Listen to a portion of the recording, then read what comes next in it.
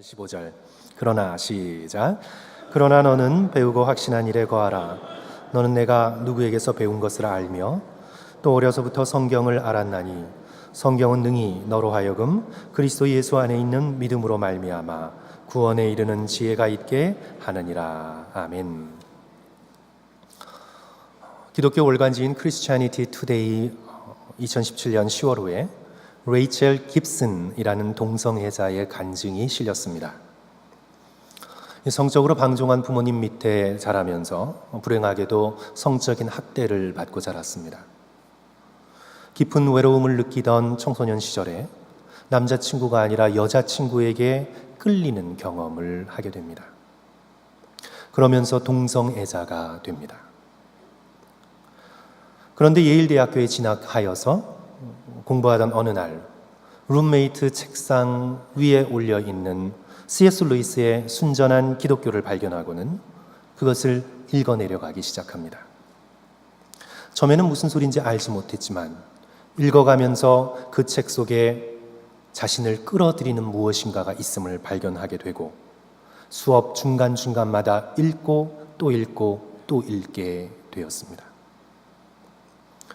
그러다가 하나님께서 존재하신다는 피할 수 없는 진리에 마주하게 됩니다.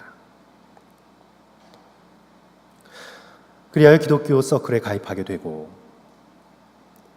믿음의 친구들을 만나 예수 그리스도를 자신의 구주로 영접하고 그리스도인이 됩니다. 하지만 여전히 동성에게 끌리는 자기 자신을 발견하게 됩니다. 어떤 때는 그 힘이 너무나 강력하여서 마치 마약 중독자가 마약을 끊으려 할 때 느끼는 것과 같은 엄청난 고통의 무게를 견디며 또 거기에 시달려야 했습니다. 하지만 그녀는 그 유혹에 저항하면서 이렇게 고백합니다. 예수님을 선택했다고 해서 모든 문제가 다 해결되는 것은 아니었다. 특히 나는 매 순간 동성에게 끌리는 유혹과 싸워야만 했다. 이 유혹에 대한 성경의 대답은 확실했다. 내가 원하는 것은 하나님이 그어놓으신 한계를 넘는 것이었다. 도대체 왜 안 된다는 것일까? 이해하기 어려웠다. 하지만 여기서 나는 그리스도인으로서의 삶의 첫 번째 법칙, 이해하기 전에 순종해야만 한다는 법칙, 그 법칙을 배워가야만 했다. How to obey before I understand. 내가 이해하기 전에 순종해야만 한다는 기독교인들의 첫 번째 법칙. 이 법칙을 배워가면서 자신의 동성애적 욕망을 절대화하지 않고 하나님의 말씀을 절대화합니다.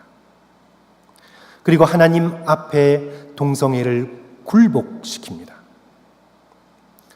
그리고 때때로 이해할 수는 없지만 하나님께 순종하기로 결단합니다. 성도 여러분, 저는 2018년도 교회의 표어를 우리 확신과 평안 가운데 거하라 라고 정했습니다.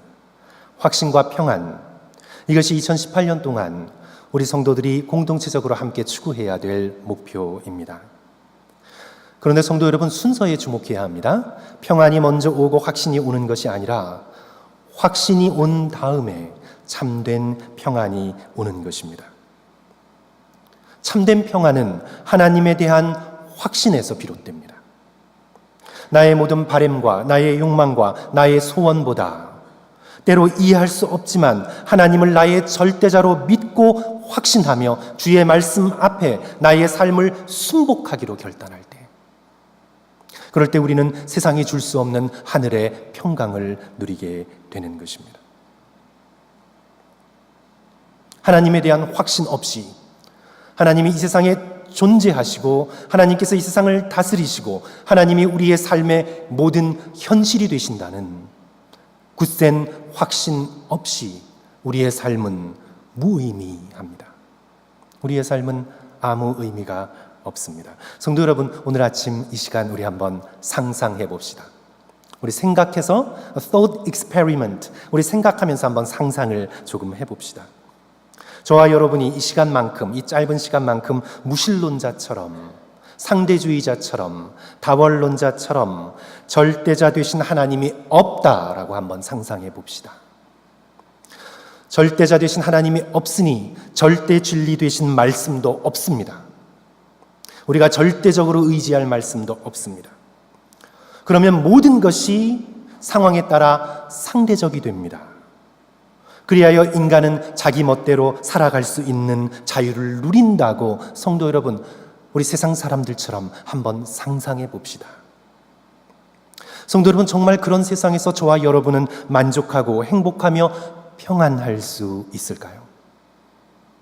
결론적으로 말하면 하나님이 안 계시다면 성도 여러분, 우리의 인생뿐만 아니라 역사와 우주엔 아무 의미도 없을 것입니다. 전도서의 말씀처럼 하나님이 없다면, 해 아래의 삶이 모든 것이라면 모든 것은 헛되고 헛되며 또 헛될 것입니다. 우리의 상상을 기독교 철학자인 윌리엄 레이튼 크레이그라는 철학자가 좀 도와주고 있는데요.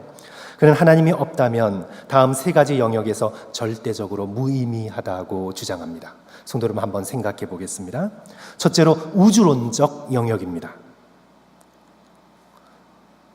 하나님이 안 계시다면 이 온 우주가 무의미합니다.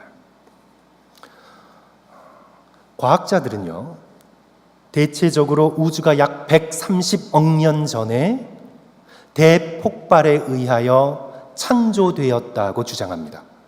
이것이 오늘날 일반적인 과학자들의 컨센서스입니다. 130억 년 전에 작은 물질이 빅뱅, 대폭발에 의해서 온 우주가 창조되었다. 그래서 그 폭발의 힘으로 지금도 우주가 팽창하고 있다고 주장합니다. 그런데 성도 여러분, 과학자들의 주장에 따르면 이 우주는 영원히 팽창하지 않습니다.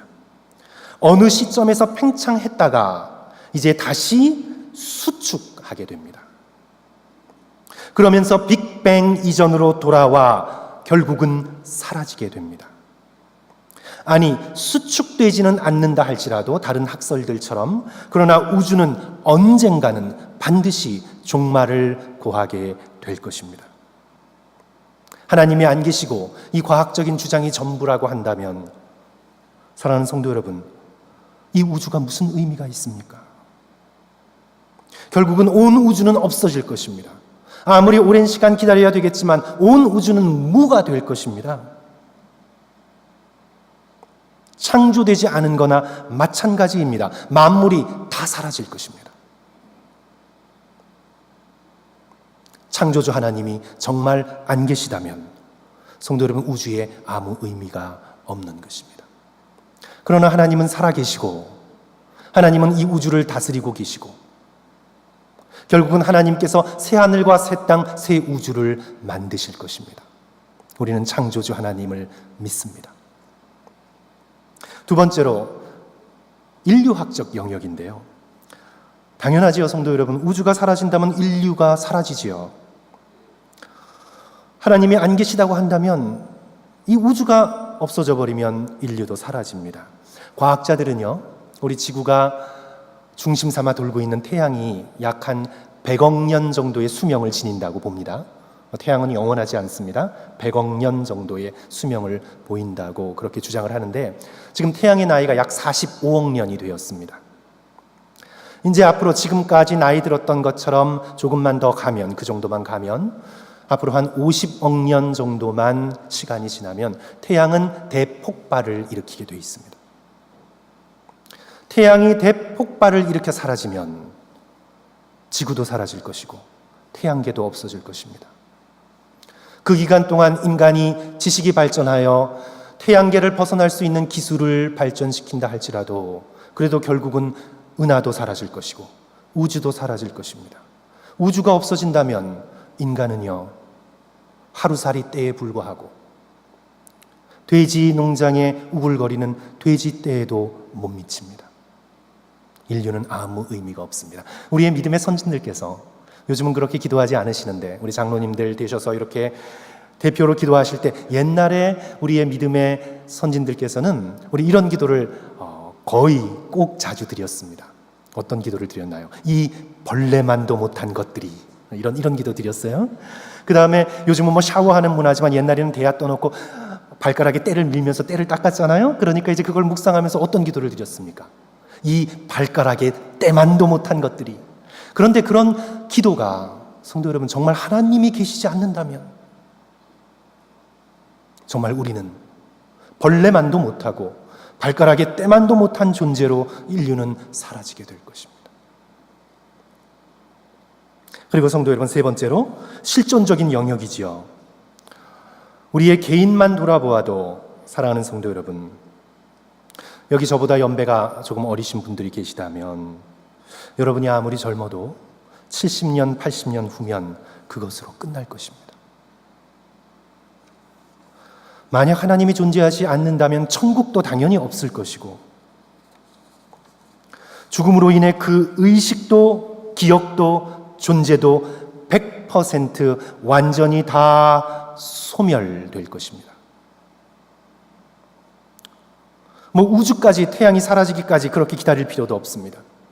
앞으로 70년, 80년 후면, 아니 어떤 분들은 10년, 20년 후면 내가 사랑했던 가족도, 즐거워했던 순간도, 그 기억조차도, 아니 나의 존재조차도 완전히 사라질 것입니다.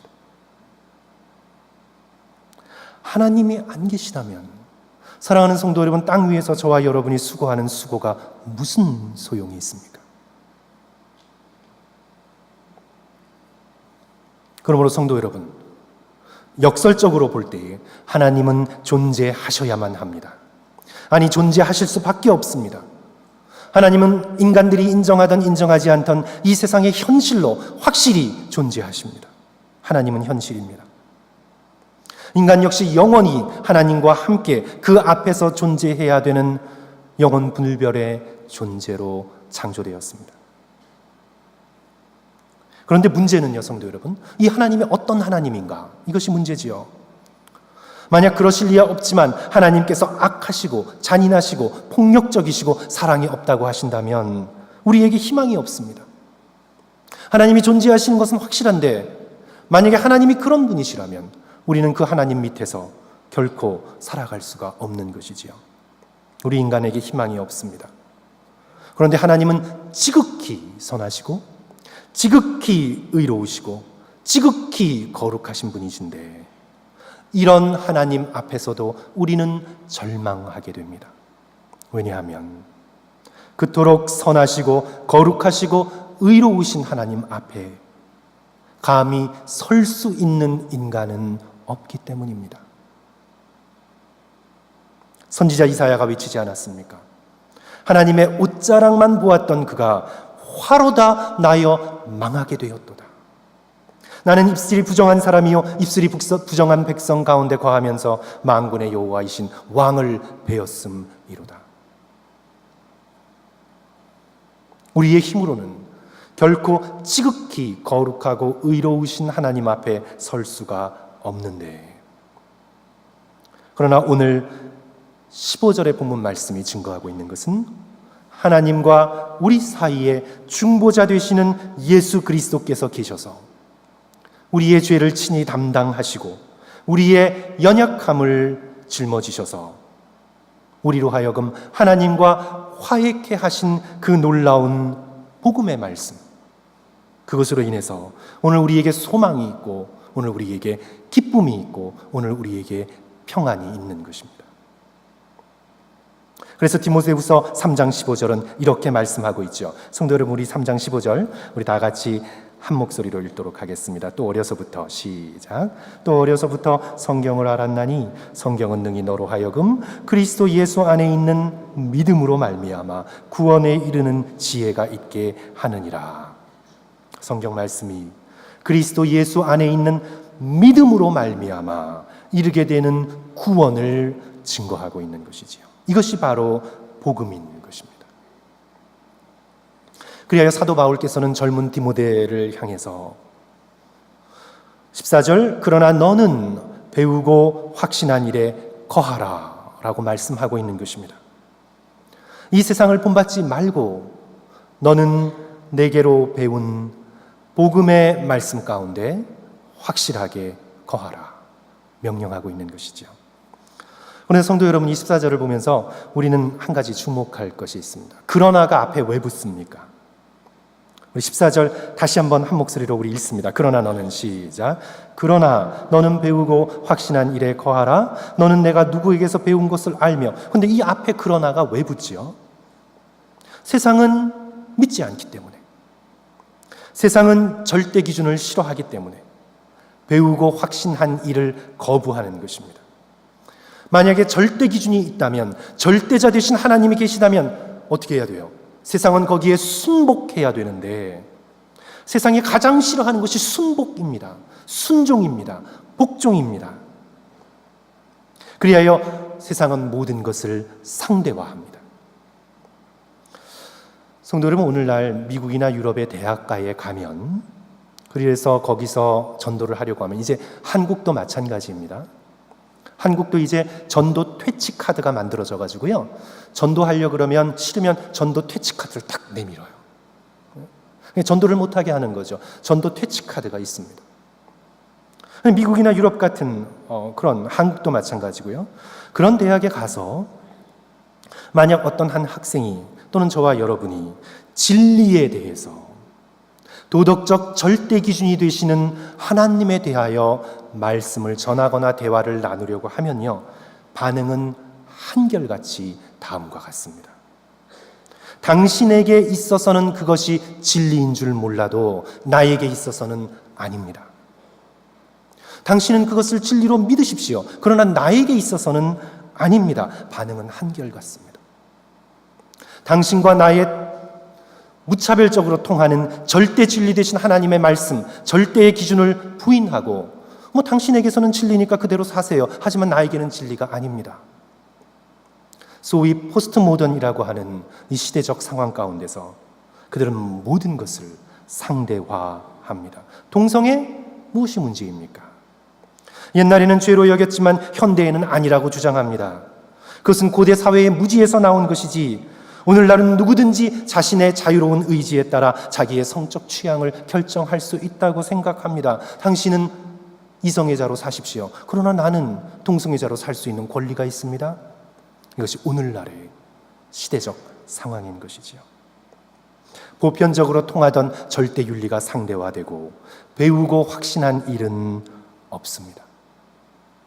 자기 멋대로, 취향대로 살아가면 그만입니다. 이유는, 절대 기준을 거부하는 근본적인 이유는 절대자 되시는 하나님께 순복하고자 하는 마음이 없기 때문입니다. 이렇게 진리를 버리고 절대 기준을 폐기하고 배우고 확신한 일을 거절하는 세상은 어떤 세상이 될까요, 성도 여러분? 절대 기준을 버렸습니다. 절대 진리가 없습니다. 이런 세상은 어떤 세상이 될까요? 서로 속이고 속는 세상이 될 것입니다. 오늘 본문 바로 앞절에서 사도 바울께서는 정확하게 예언한 것입니다. 우리 13절 말씀 한번 봅니다. 악한 사람들과 속이는 자들은 더욱 악하여져서 속이기도 하고 속기도 하나니, 절대 기준을 상실했으니 자신의 이익에 따라 서로 속이면서 또 속습니다. 그러나 이제 14절로 다시 돌아오는 거지요. 그러나 너 젊은 디모데야, 그러나 너는 이 세상을 따라가지 말고 배우고 확신한 일에 거하라. 말씀드린 바대로 배우고 확신한 일이란 바로 예수 그리스도의 십자가의 복음인 것이지요. 하나님께서 확실히 존재하시고, 그 하나님께서 지극히 거룩하시고 의로우시고, 하지만 동시에 그 하나님께서는 사랑과 긍휼이 풍성하셔서 예수 그리스도를 오늘 우리에게 구원자로 보내주시고 그를 믿는 자에게 영원히 천국에서 하나님과 영생을 누리도록 만들어주셨다는 이 진리, 이 배우고 확신한 일에 거하라. 이것이 바로 오늘 우리가 2018년 교회 주제 성구로 삼았던 우리 디모데후서 3장 14절과 15절의 말씀인 것이지요. 성도 여러분, 저는 오늘 말씀을 정리하면서 저는 성도들이 이번 일주일뿐만 아니라 2018년 한 해 내내 확신과 평안 가운데 거하기 위하여 이 세 가지의 경건의 훈련을 우리가 함께 공동체적으로 해나갈 수 있었으면 좋겠습니다.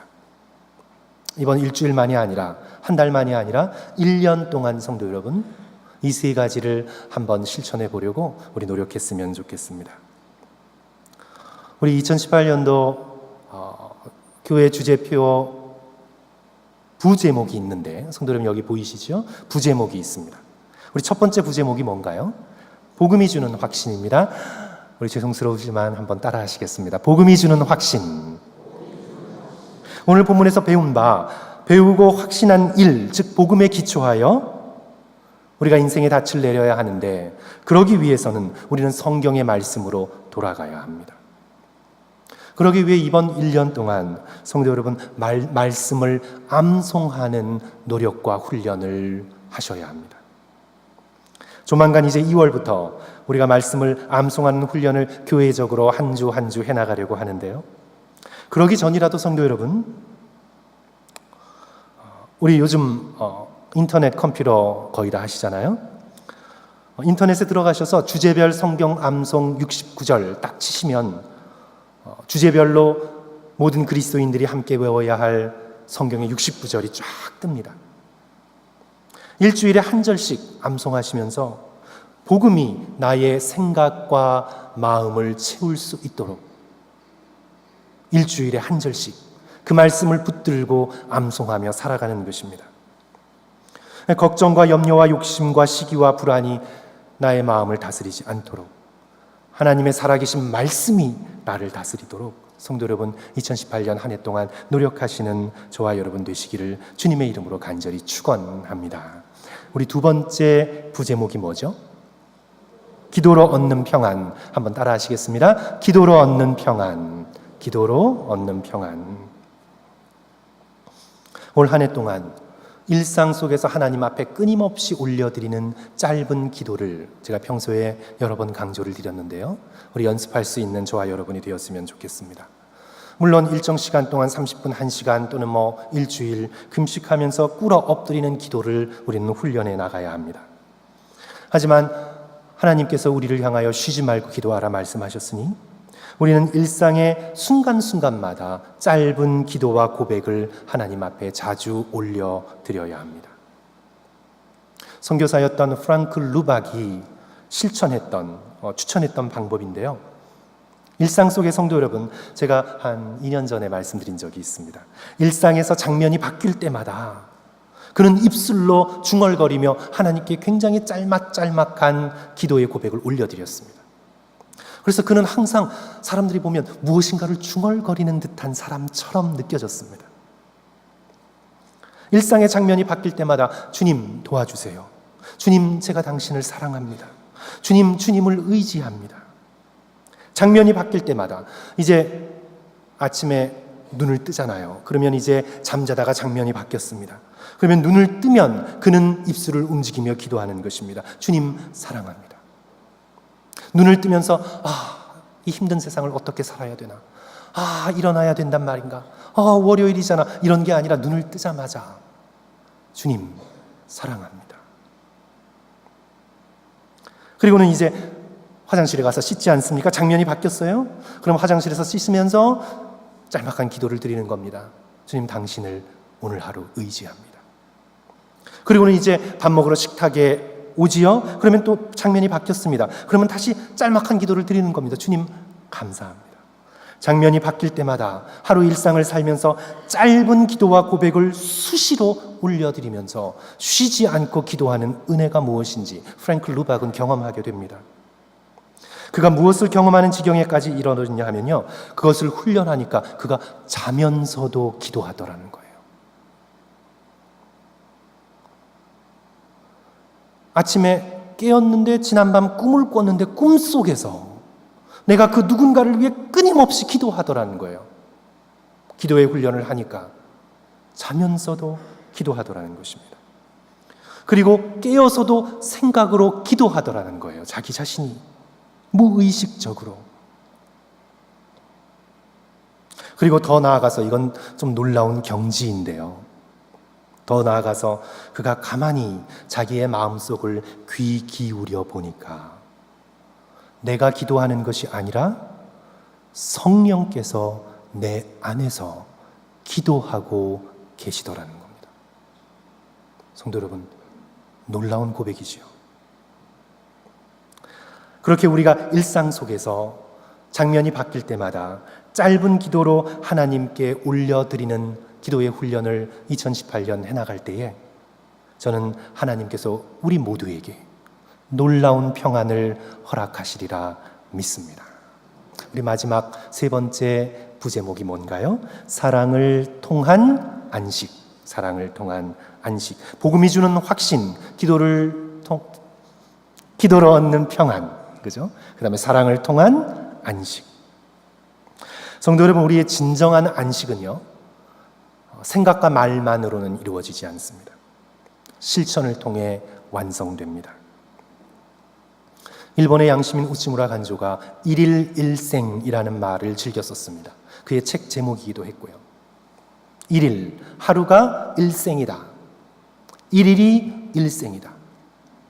하나님 앞에 물론 내가 내일 1년 영혼을 아우르는 계획을 가져야 되겠지만 하나님 앞에서 내가 사랑을 실천할 수 있는 일은 오늘 하루다. 그리하여 그는 일일 일생을 실천하며 살았습니다. 하루가 내가 선한 일을 할 수 있는 일생의 마지막 기회라고 생각했습니다. 내일이 열리지 않을 줄 모르니 오늘 하루 일생으로 여기고 잠들기 전까지, 죽기 전까지 오늘 하루 내가 선한 일을 행해야 되겠다고 그는 결단하며 살았습니다. 그래서 사랑하는 성도 여러분, 올 한 해 동안 우리가 일일 일생을 실천하면서 내가 하루에 타인에게, 나 말고 자기 자신에게 늘 선행을 행하잖아요. 요즘 세대는 자기 자신에게도 선물을 주고 기뻐하는데 그런 거 말고 타인에게 한 가지 친절, 한 가지 친절을 성도 여러분 베풀려고 노력해 보십시오. 작은 친절이라도 좋습니다. 물질이 들어가지 않는 친절도 괜찮습니다. 일일 일생이라 생각하시고 오늘 하루 어떤 한 사람을 위한 간절한 중보의 기도도 좋습니다. 마주친 홈리스를 피해가지 말고 돈을 건네주면서 마음속으로 축복해주는 작은 친절의 한 행동도 충분합니다. 주변의 동료들에게, 이웃들에게, 가족에게 의식적으로 마음 먹고 친절하고 따뜻한 말 한마디, 그것으로도 충분합니다. 우리가 하나님께 지혜를 달라고 간구하면 하나님께서는 여러 좋은 방법들로 오늘 일일 일생 하루를 살아가며 친절한 일 한 가지를 실천할 수 있는 지혜와 능력을 주실 줄 믿습니다. 우리가 말씀을 암송하고 순간순간 쉬지 않고 기도하면서 오늘 하루 내가 선행을 할 수 있는 마지막 날임을 깨닫고 작은 친절을 베풀려고 노력하며 오늘 우리의 2018년 365일이 쌓여져 갈 때에 성도 여러분, 우리는 알게 될 것입니다. 2018년 끝자락에 서서 우리가 확신과 평안 가운데 거하는 한 해가 되었음을 우리는 다시 한번 확인하게 될 것입니다. 그래서 사랑하는 성도 여러분, 복음이 주는 확신과 기도로 얻는 평안, 그리고 사랑을 통한 안식으로 올 한 해가 확신과 평안 가운데 거하는 놀라운 기쁜 복된 한 해 되시기를 주님의 이름으로 간절히 축원합니다. 우리 함께 기도하겠습니다.